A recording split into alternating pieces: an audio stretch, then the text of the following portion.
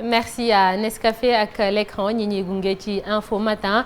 Chérif moom naan na kaasu meew naan na kaasu café jaxase na lépp te bu ci kanamee day laajaat Alaaji Daouda noo def maa ngi lay ziar. waaw soxna Naata maa ngi lay fay. di am mbégte encore une fois di fi teew. naan nga café. waaw naan naa café. macha allah nekk nga en forme comme d'habitude alors Alaaji Daouda tey jëlee ci wàllum yoon comme d'habitude la ñuy waxtaanee ak dossier yi xaar doyen des juges d'instruction bu bees bi di Oumar Maham Diallo. moom la ñuy waxtaanee tey. waaw moom la ñuy waxtaanee parce que comme nuñ ko xamee pendant longtemps poste bi nga xamante ne moom moo nekkoon poste doyen des juges pendant 7 mois. am woon ko occupé ba dernier mouvement bi nga xamante am na ci conseil supérieur de la magistrature ci lañ ko tabb pour que moom mu ñëw. bi mu ñëwee nag dafay fekk forcément ay dossiers boo xoolee Sénégal pratiquement cabinet d'instruction yi dañoo bondé de dossiers tey jii Dakar on a 10 cabinets d'instruction mais juge d'instruction bu ci nekk rek jàppal ni am na 400 voire ay 500 dossiers yu nga xamante ne da koy xaar. bu nekk ci 10 yi. presque parce que tey jii boo xoolee ñun suñu code de procédure pénale daf ne l'instruction est obligatoire en matière de crime donc lépp lu nga xamante ne dañ ko qualifier crime rek. àla kulli àllin dafay dem instruction. te crime ñu bëri bu ñu ko déggee bu ñu yaakaar ni rek rey nit rek la. voilà donc agresseurs yi. viol donc vol avec violence crime la. viol crime la xam nga infanticide yi crime la. trafic de drogue xam nga crime la. donc yooyu yëpp boo jëlee dossiers yi ngay dégg ñaata nit ngay dégg ñu ne jàpp nañ ko ci affaire trafic de drogue pratiquement tous les jours nga gis ko ci journaux yi donc dossiers yëpp nag bu fekkee ne dañ koo jël ñu jox ko benn juge d'instruction dafay nekk. en plus nag ak dossiers yi nga xamante ne mooy dossiers yi nga xamante ne mooy yu gën a ngandee tey jii soo jëlee par Oumar Maham en dehors des dossiers yu nga xamante ne moom mooy dossier classique yenn yi am na ay dossiers sensibles yu nga xamante ne tey jii mën nañu wax ni mu ngi fa mën naa ci jukki rek ñeent dossiers yu nga xamante ne war na koo yor bi nga xamante moom moo ci gën a siiw mooy bi nga xamante moom moo concerné Ousmane Sonko ak Adji Sarr dossier boobu dañuy fàttali ne 8e cabinet moom moo ko yoroon mais à un moment donné le juge d'instruction du 8e cabinet dafa désisté woon ñu jël dossier bi daal di koy jox doyen des juges ki génn at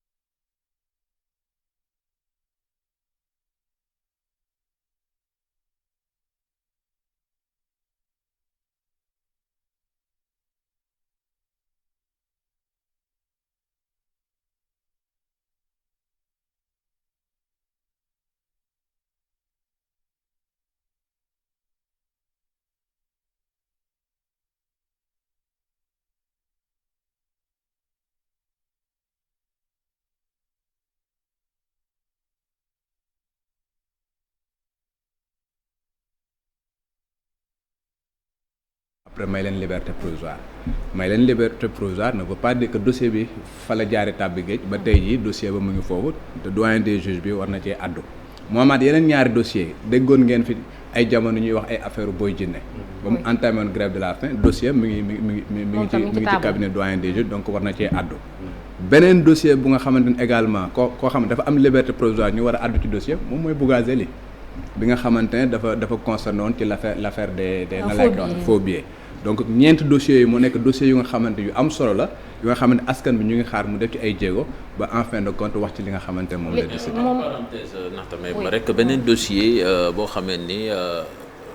gisaguñ mu progressé te ñu bari ñu koy xaar mooy problème mu ñaari député yi nga xamee ni dañ leen di cité ci coowalu passeport diplomatique yi lan moo tax yëf yi yéex fi mu ne nii est-ce que c'est en rapport avec li xewoon ci magistrature bi wala. c'est indépendant de ça que yëf yi daal ñoom ñoo jël décision yéexal ko. non mën nañ koo njort même su fekkee ne man dama yaakaar que ni justice comme administration continuité de service la ak nu mu mën di demee dossiers yi dafa war a continuer mais mun naa njort que ni peut-être dernier mouvement bi nga xamante ne moom moo am nekk na lu nga xamante ne xaw na koo retardé tuuti. lii tax ma wax loolu parce que tey jii levée immunité parlementaire ñi nga xamante ne ñoom ñoo nekkoon ñaari député yooyu procureur de la république Serigne Bassirou Gueye moom moo ko demandé woon. léegi ba mu ko demandé ba pare donc par la voie hiérarchique lay jaar donc procureur de la république procureur général la koy jox déjà procureur de la république changé nañ ko procureur général bi changé nañ ko donc procureur de la république sëñ Bass Gueye moom moo ko joxoon Lansana Diabe daal di koy jox le ministre de la justice introduire ko au niveau de l'Assemblée nationale. bu ñu demee ba nga xamante ne levé nañ ko également Assemblée nationale day jël kayit joxaat ko ministère de la justice mu indiwaat ko procureur général wàcceewaat ko ci procureur kooku nag bu boobaa mu doog a def li nga xamante moom moo ko war mooy lan dafa war def benn kayit bu ñu tuddee réquisitoire introductif wala réquisitoire supplétif parce que defoon na benn réquisitoire introductif ba am ñu inculpé woon ba placé leen sous contrôle judiciaire ba pare visé x léegi tey yii moom dafa war def beneen kayit bu ñu tuddee réquisitoire supplétif bu ko defee x boobu noonu au moins am na ñaar ñu nga xamante identifié nañ leen comme étant x bu boobaa ñu installé dans la procédure muy ñaari député yi donc loolu nag këyit la bu nga xamante ne daf ko war a def entre temps procureur jóge na fi beneen procureur ñëw na donc kooku naturellement il faut que moom tamit bala muy entamer quoi que ce soit mu xool dossier yi au moins imprégné wu ba pare lépp lu nga xamante ne daf koo war def mu war koo def njortu naa ni loolu ci ñi li retardé dossier bi ci la bokk. léegi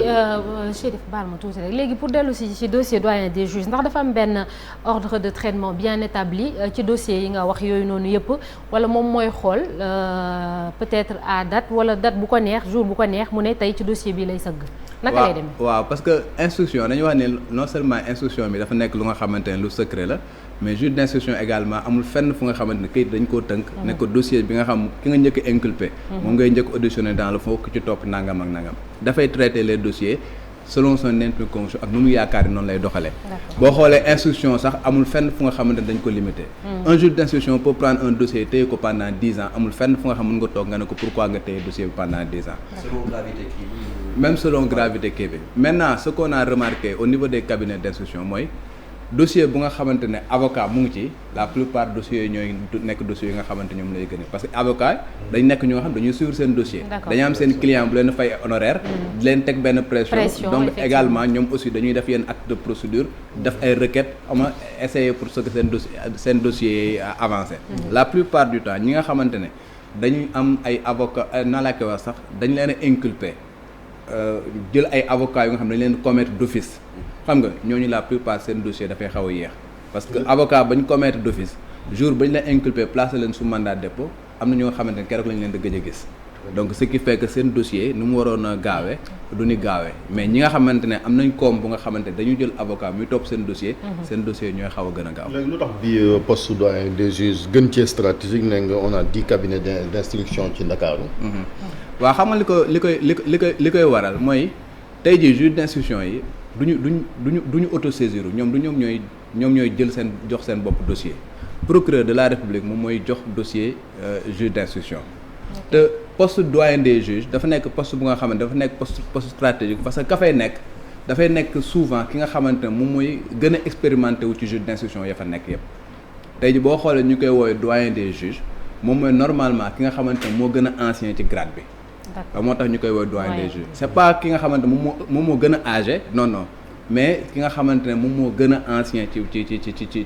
poste bi boo xoolee maham bi juge d'instruction yi fi nekk yépp pratiquement moom moo leen gën a gradé disons moom moo leen gën a yàgg ci poste bi parce que maham en 2004 rek il a été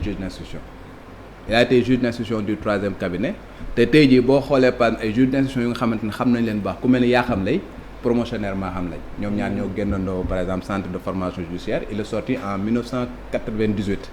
donc tey jii pratiquement c'est quelqu'un qui a 23 ans de service et qui a été juge d'instruction pendant longtemps avant de revenir donc il est revenu il a été juge d'instruction à Dakar maintenant après dem nekk leneen léegi nag il est revenu occuper le poste c'est quelqu'un qui a vraiment l'expérience pour ça loolu moo tax la plupart du temps le poste de doyen des juges ka fay nekk yenn dossiers yu nga xam dossier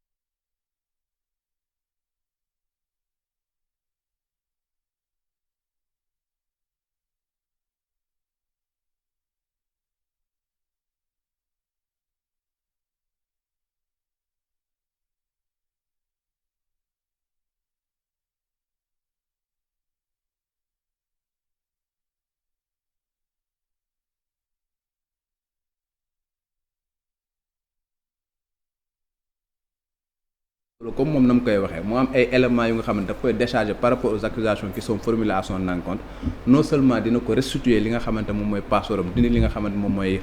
contrôle judiciaire bi mais mieux dafay def li ñuy woowee non-lieu ça veut dire que da koy setal ba mu set nga xamante ne procès sax du amati juge d'instruction bi à la possibilité de faire cela mais pour cela nag il va falloir que moom si boppam mu def ay audition ba pare saytu mbir yi pour xam exactement décision bi muy war a jël. mais est-ce que agenda politique bi du détendre tamit ci fonctionnement justice yaa ngi koy tudd sànq par exemple parti bu mel ni Pastef bari na ñoo xamee ni am nañ ay dossiers ci wàllu justice bi suñu leen programmé xaw ma pour àtte mu jege ay échéances loolu tamit est-ce que du andi ay perturbations ba tax tamit juge bi tamit jéem a dawal ni ñu koy waxee ti conscience compréhension pour bàyyi affaire yi jàll. est-ce que loolu tamit du andi jaxasoo quelque part. non loolu Cheikh Tidiane wallaay kenn mënu ko dàq parce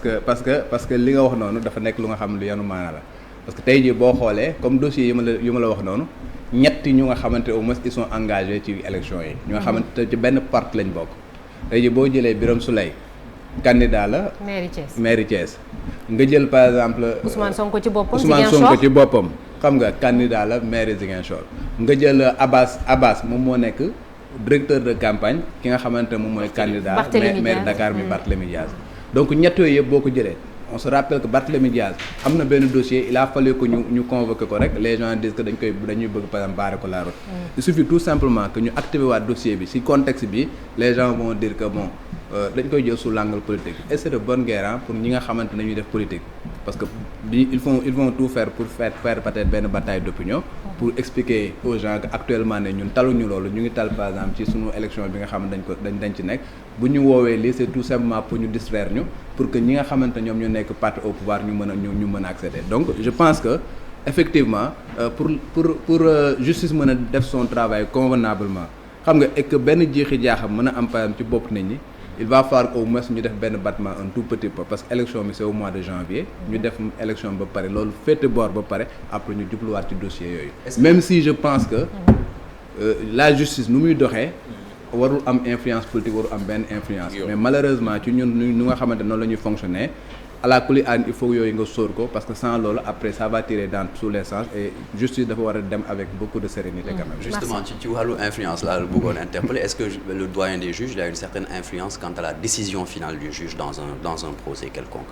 non doyen des juges mënul am benn influence ci décision finale bi parce que boo xoolee dans un procès dafa am ñetti niveau dañu am enquête préliminaire am instruction am jugement ñetti niveau la. donc ku ci nekk boo paree li ngay def rek pare nga ci. c'est-à-dire que enquête préliminaire les officiers de police judiciaire ñoom ñoo koy def police gendarmerie. bés bu ñu demee ba pare ba defaree nit ki pare nañ ci ñoom.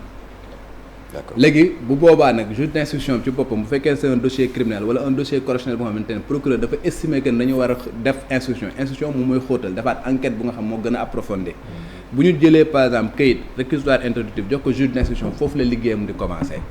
donc bu commencé moom dafay instruire à charge et à décharge ut ay éléments yu étayer l'accusation wala ut ay éléments yu nga xamante ne dafay décharger ki nga xamante moom la inculpé parce que inculpé une personne mooy notifier nañ ko ay charges mais léegi moom bu demee ba ci biir bu paree liggéeyam su gisee ay charges day renvoyer devant la juridiction de jugement mën na nekk tribunal correctionnel mën na nekk chambre criminelle bu fekkee ne crime la bu xasee ba renvoyer moom liggéeyam jeex na. du àtte beneen keneen moom mooy hérité dossier bi moom pare na ci. su fekkee dem na ba estimer keneen également que ni kii deful dara bu boobaa non-lieu lay def bu defee non-lieu également mooy moom jàpp na ni lii jarul sax ñu koy yóbbu jugement mu def non-lieu bu boobaa également liggéeyam par na ci maintenant troisième niveau nag moom mooy am mooy ña nga xamante ñoom ñooy jugé tey dossier bu juge d'instruction bi yor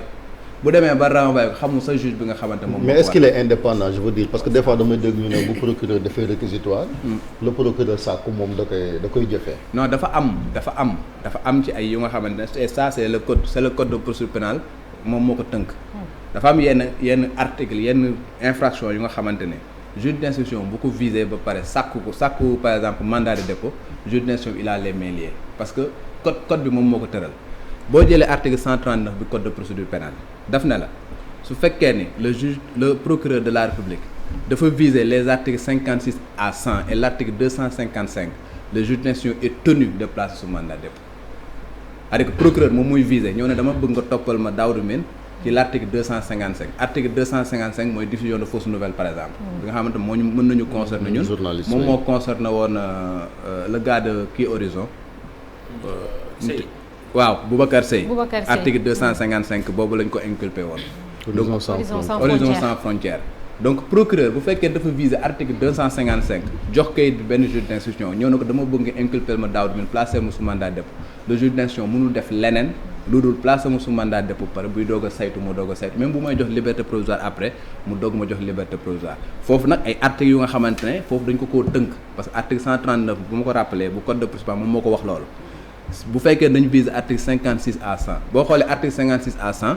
article 80 mu ngi ci biir bu nga xamante ne la plupart hommes politiques moo leen di yóbbu. mooy ay nu mu tëddi. offense au chef de l'État. surtout trouble à l'ordre public moom mooy article 80. xam nga bu ñu ko viser rek moom il a les mains liées tey jii boo xoolee par exemple lu bëri lu nga xam ne dañ koy ŋàññi articles yooyu la ñu yàpp ne c'est des articles liberticides. parce que tey jii dafay dem ba nga xamante ne kële liberté bi mu waroon am articles yooyu da koy tënk ba liberté boobu dootu ko amatee donc juge procureur bi daf koy forcer la main parce que tout simplement textes yi ñoom ñoo prévoir loolu donc foofu noonu ci ay yenn disposition la mais bu dul disposition yooyu xam nga beneen bu mu mënti doon procureur mën na laaj dara juge d'instruction bi bañ daal def leneen lu ko neex. d'accord ok merci beaucoup Daouda Mine jërëjëf jàngat bi amati na solo sant la gërëm la bu baax a baax Daouda Mine léegi dañuy jàll ci beneen ponk muy destination Sénégal. jërëjëf.